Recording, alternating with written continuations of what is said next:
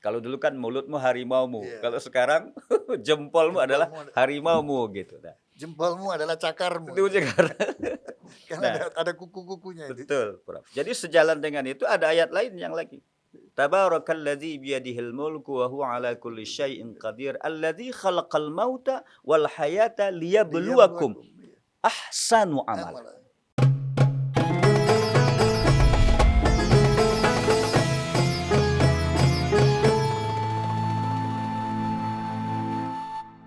Nah, karena itu maka kalau pertanyaan Prof tadi bagaimana merubah yang mazmumah kepada mahmudah? Salah satu di antaranya ialah lingkungan. Lingkungan itu harus betul-betul al-bi'ah al-ammah itu harus menjadi tugas kita. Nah, dalam konteks lingkungan inilah diperlukan keteladanan-keteladanan. Saya kasih contoh Prof begini.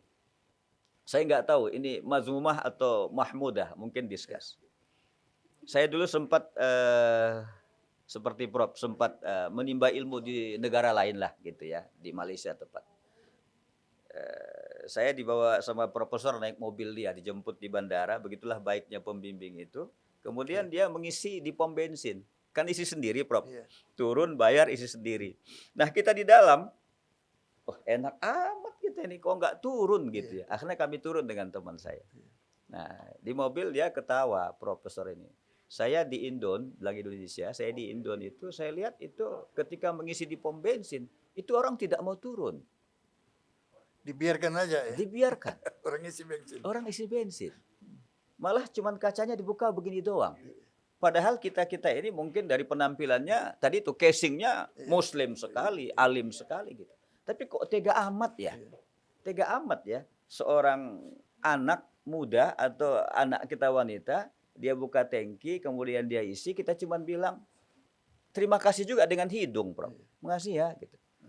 Padahal kan ada ayat kata beliau, "Wa man ahsanu qawlan mimman da'a wa idza huyyitum bi tahiyyatin fahayyu bi ahsana minha aw rudduha." Benar, Bob ya? Mungkin ini kan kita kalau tafsir kita baca kalau ucapkan assalamualaikum jawablah waalaikumsalam warahmatullahi. Saya akan memberanikan diri ketika orang berikan penghargaan ke kita, balaslah penghargaan itu lebih. Sekarang Prof kasih penghargaan ke saya hari ini untuk ikut di sini gitu. Maka saya harus berusaha untuk memberikan penghargaan yang lebih kan, Prof, begitu ya. Nah, ketika dia mengisi pom bensin, di pom bensin mengisi ke kita, itu kan kalau kita kasih uang kan itu hanya untuk bayar benda. Tapi dia memberikan servis ke kita. Kenapa kita tidak turun dari mobil? Penghargaan tidak bisa dirupiahkan. Itu dia. Nah, menurut saya inilah akar budaya bangsa yang asli seperti itu. Tapi sekarang itu kan tercabut. Orang egois dengan apa yang dia dudukin, soal mahal atau murahnya mobilnya, tapi dia merasa nyaman di situ, tidak peduli dengan orang yang tadi membantunya. Gitu. Nah inilah barangkali karakter-karakter yang akan kita bangun itu. Nah kalau ada kesepahaman kita, pada saatnya misalnya pom bensin tidak lagi ada yang melayani, tapi isi sendiri, itu barangkali akan jadi sistem juga berpengaruh. Di samping lingkungan, sistem sangat berpengaruh.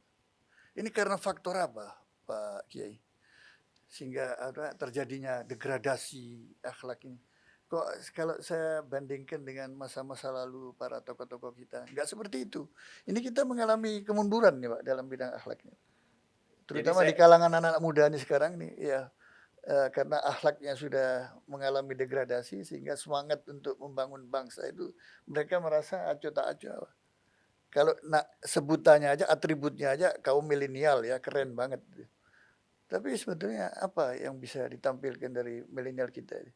Saya melihat begini, saya kebetulan punya anak 4, Prof. Jadi 4 itu dari mulai sekarang usia 20, usia 24, usia 26, usia 28. Jadi mereka anak-anak milenial gitu. Jadi menurut saya banyak juga kritik yang disampaikan ke kita orang tua gitu. Saya sering punya istilah begini, mereka protes saya. Saya bilang kami orang tua, ketika orang tua itu masih produktif, itu anak-anak menyebut kita seperti bola basket, Prof. Diperebutkan. Karena kita ini aset. Itu kan pandangan kita orang tua ini. Aset. Ketika kita produktif, punya jabatan, itu anak-anak kita dari jauh udah, Papa, kan gitu ya, senang sekali gitu. Nah, menarik sekali, diskusinya bola basket. Iya, bola basket. Kan direbut. Direbut, nggak boleh jatuh, Prof. Iya. Diperebutkan. Begitulah sayangnya anak ke kita ketika kita produktif. Setelah pensiun Setelah pensiun kita udah mulai batuk-batuk gitu. jarang Kita keluar panggil rumah, si abang, "Bang, tolong antar ke dokter," gitu, Prof. masih sibuk. Sibuk. Jadi kita tidak bola basket lagi, Prof. Udah jadi bola sepak kata orang Malaysia. Disepak-sepak. Jangan saya dong, si adik lah gitu ya. Kita kasih ke adik, kita bilang, "Dek, si abang nggak bisa." Kata adiknya apa? Gua terus, gua terus. Si kakak dong gitu. Oper-operan gitu ya. Dioper-operan. Ini kan pandang kita orang tua ini. Terus yang paling menyakitkan kita seperti bola golf, Prof. Kalau udah masuk lubang ya sudah selesai lah gitu.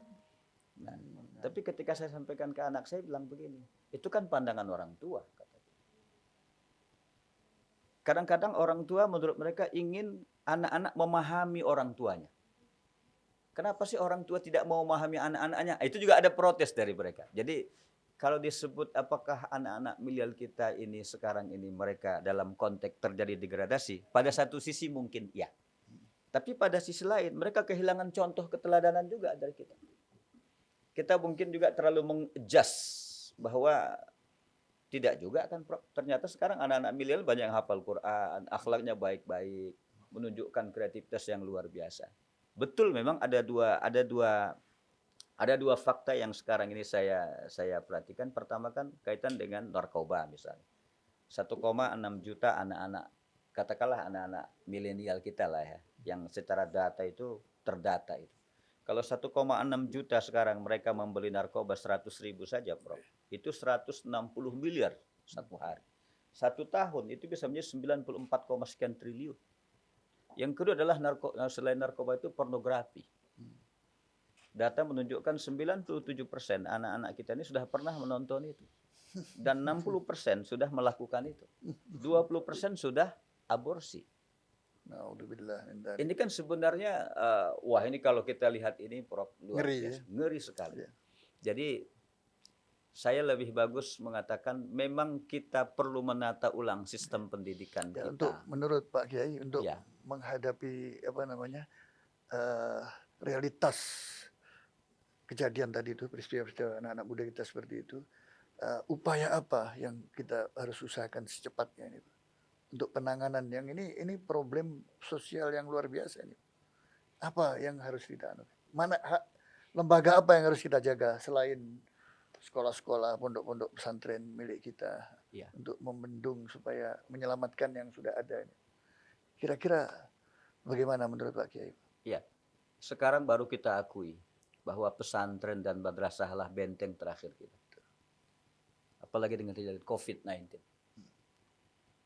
Saya kepingin mengatakan begini kepada bapak-bapak kita lah.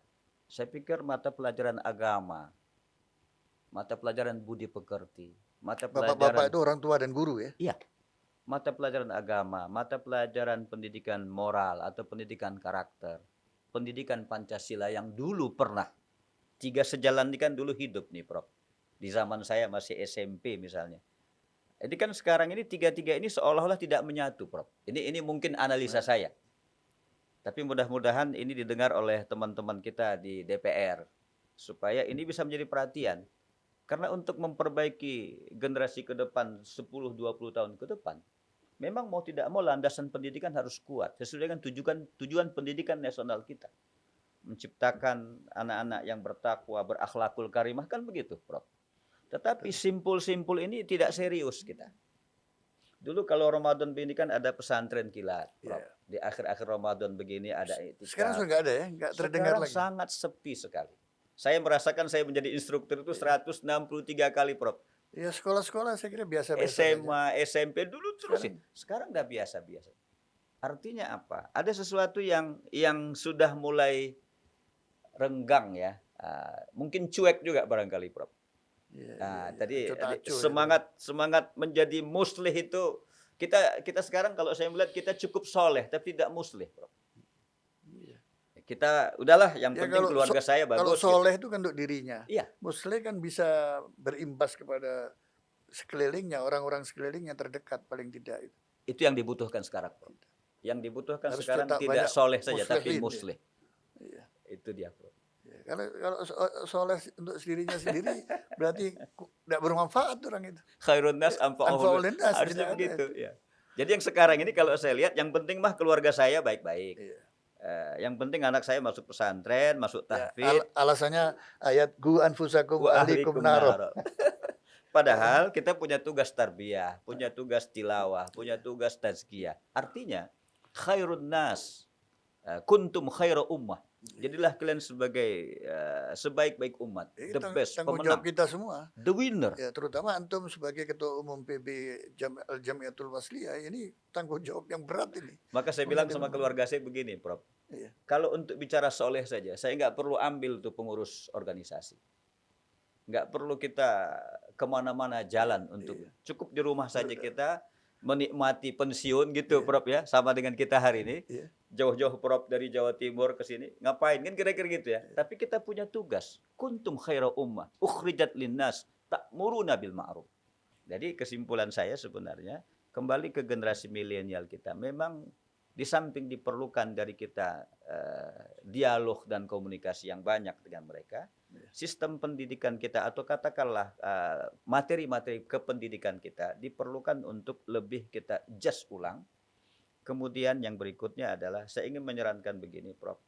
Kaitan dengan pendidikan-pendidikan di luar tadi itu, seperti pesantren kilat, berperannya masjid-masjid, berperannya lembaga-lembaga, kajian-kajian di luar, itu sangat diperlukan. Majlis-majlis taklim kita menurut saya perlu di-upgrade materi tentang kajian-kajian yang ada.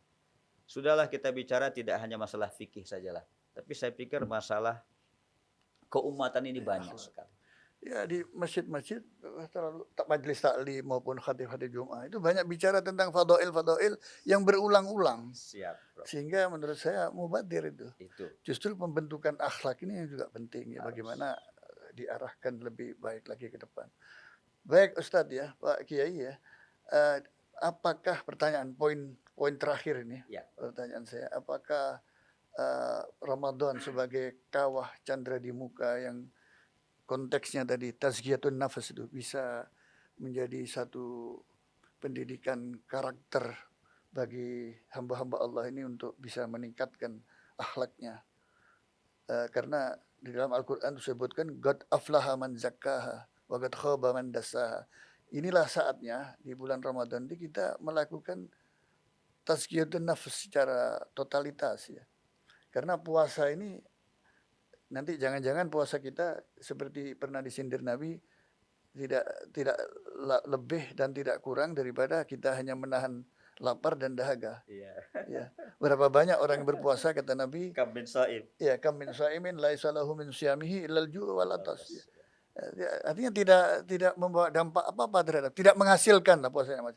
Tapi justru ini saatnya kita untuk melakukan tazkiyatun nafs, untuk pendidikan karakter diri kita untuk berakhlak lebih mulia lagi, sehingga kita meneladani Nabi, bagaimana akhlak Nabi sejak sebelum dibi'tsah sampai beliau anukan.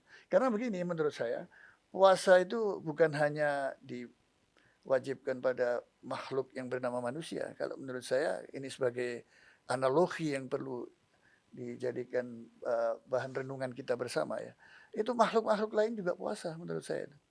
Misalnya ulat itu berpuasa Pak Kiai ya. Iya. Pada saat-saat tertentu ulat yang tadi kita lihat merusak tumbuh-tumbuhan, daun-daunnya dirusak, membuat jengkel para petani kan. Tapi pada saat tertentu tuh berpuasa.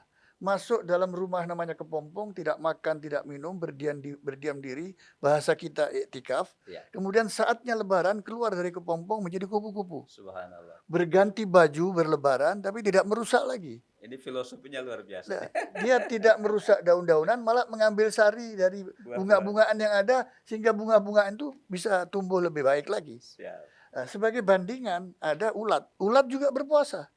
Perhatikan tuh ulat pada waktu-waktu tertentu dia masuk ke batu-batu bersembunyi, tidak makan, tidak minum, tidak mengganggu makhluk yang lain. Pada saatnya berganti baju. Kalau bahasa saya, bahasa di Jawa Timur, bahasa Jawa itu melungsungi. Melungsungi itu berganti baju, bajunya lebih bagus lagi dari sebelumnya. Tapi tetap yang namanya ular jahat.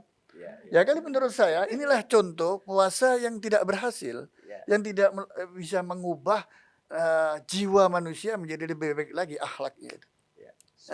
Ya, menurut antum bagaimana ini? Iya, jadi kalau bahasa saya ada orang berpuasa ini niatnya itu kan sama, maaf, cara ibadah itu sama dengan seorang karyawan dengan pimpinan perusahaan. Iya. Takut datang terlambat. Nanti kalau datang terlambat dipotong. Dia datang cepat untuk dapat bonus. Jadi khaufnya itu, takutnya itu Iya. adalah ya seperti itu. Iya. Ada juga orang ibadah seperti pedagang, maaf. Semua transaksional. Iya. Kalau saya itikaf di 10 Untung malam rugi. terakhir, Perhitungannya untung rugi aja. yes. Kalau saya infak sekarang 1 juta, tahun depan dapat nggak 10 juta? Nah, maka saya berharap pendidikan Ramadan ini justru kita dididik menjadi hamba yang malu kepada Allah. Allah ciptakan kita ahsan. Harusnya kita malu kepada Allah. Ya Allah, Engkau berikan aku mata yang begitu bagus. Tetapi kenapa ya? Ketika kita duduk dengan teman kita, maaf, yang tunanetra, dia tidak bisa melihat, hanya dengan Quran Braille, dia bisa hafal Al-Quran. Sementara kita yang punya mata cakep, cantik, ini adik-adikku wanita, ditaruh lagi ada yang namanya apa itu di mata itu. Barangkali untuk melihat handphone kita bisa 2-3 jam. Tapi melihat Al-Quran sebagai mukjizat yang ditinggalkan, 1 jam juga udah berat sekali. Kita sering membaca, Fabi ayyi ala'i rabbikuma tukadziban. Jadi menurut saya sama, Prof.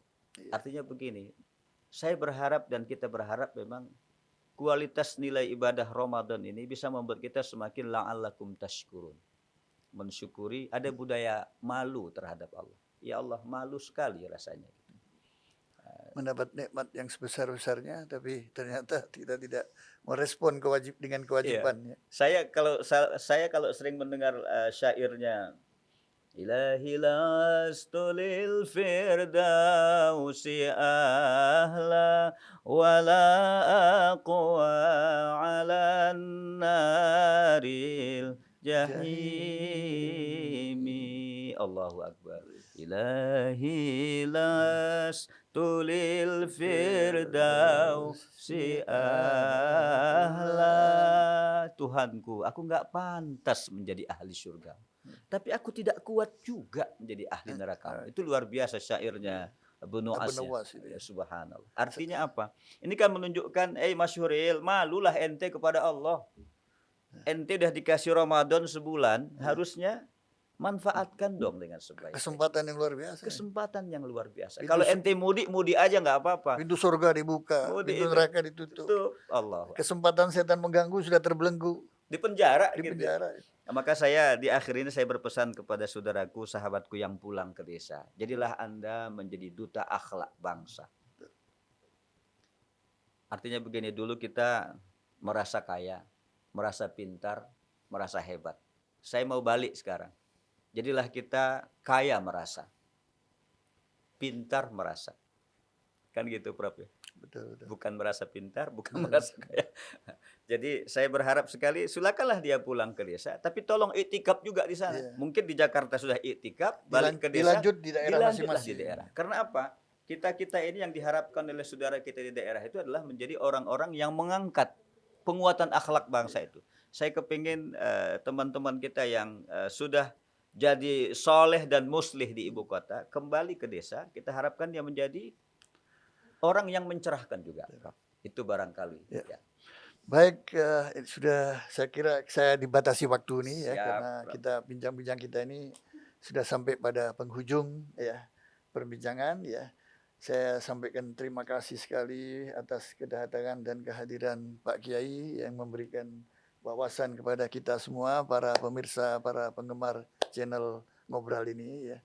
Mari kita tutup sama-sama ya, kita sampaikan terima kasih atas perhatian para follower ya, para penggemar acara ini, para sahabat muslim, yarhamkumullah ya. Kita jumpa lagi insya Allah dalam topik-topik lain-lain yang lebih menarik yang sudah disiapkan oleh tim kreatif kita.